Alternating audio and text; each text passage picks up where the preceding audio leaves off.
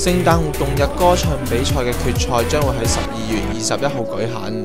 不過較早前進行嘅初賽場面已經相當熱鬧。大家睇下有幾多現場觀眾為同學打氣支持。今年參加歌唱比賽嘅同學有超過60個咁多，係近年來最熱鬧嘅一屆。而且當中仲有唔少係初中嘅同學，可以鼓起勇氣去參賽添。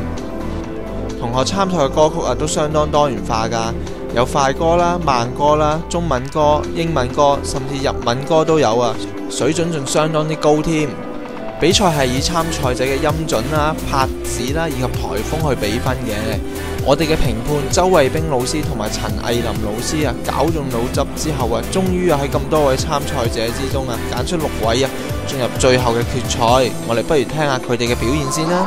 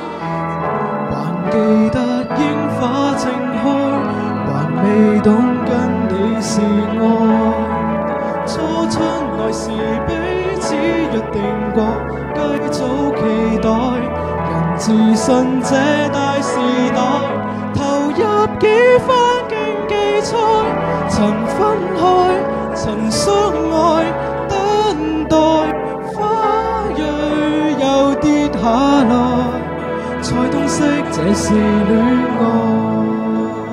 換黑西裝抱起你，在優美，這件精神也驚喜，我虔誠。靈魂騷動你，騷動到有樂器走到心扉，我全神看你，以靈魂來透氣，感覺多騷靈，以無邊溫柔吻你。從來未愛你綿綿，可惜我愛懷念。尤其是待我傷心的唱片，從來未愛你，但永遠為任何人奉獻，從來沒細心數清楚一個下雨天，一次愉快的睡眠。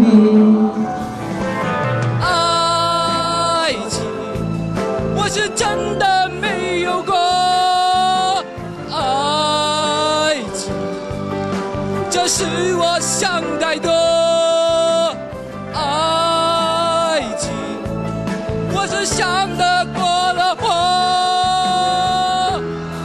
是否我的錯 ？Thank you, thank you。點解會揀咗呢6個同學呢？咁其實第一樣嘢，首先佢哋本身好有自信先啦，咁唱嗰陣好投入，亦都好表達嗰首歌嗰個內容表達到啦。同埋佢哋亦都好識得去揀一首適合佢哋自己唱嘅歌，例如即係究竟嗰首歌係高音定低音啊，佢個聲線熟唔熟，適唔適合唱呢首歌啊咁樣咯。嗱，去到決賽嘅時候咧，就記住啦，一定有自信、自信啊，記住自信啦，同埋要投入去唱歌啦。至於咧冇入選嘅同學都唔需要氣餒喎，咁下年再去俾心機再去努力啦。咁最緊要你要留意翻幾樣嘢，就首先你一定要背咗歌詞先啦，冇理由仲揸住張貓紙嚟唱啦。第二就係你應該要唔可以就咁聽到首歌好聽你就去唱，其實你都要諗下啊，究竟嗰首歌適唔適合你啊？你自己個聲線做唔做到啊？究竟你夠唔夠高音啊？夠唔夠氣去做呢樣嘢？咁所以咧，如果你即係同下年再參加嘅時候啦，你想知道首歌啱唔啱你嘅，你可以嚟問咗我哋兩位音樂老師先都得㗎。咁約定你哋啦，下年再見。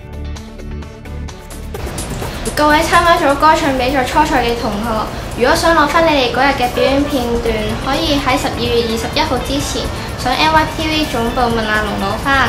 另外班際比賽都開始咗啦，如果有興趣嘅同學可以喺聽日午飯時間去禮堂度觀賽。今日嘅時間就差唔多啦，下次再見啦，拜拜。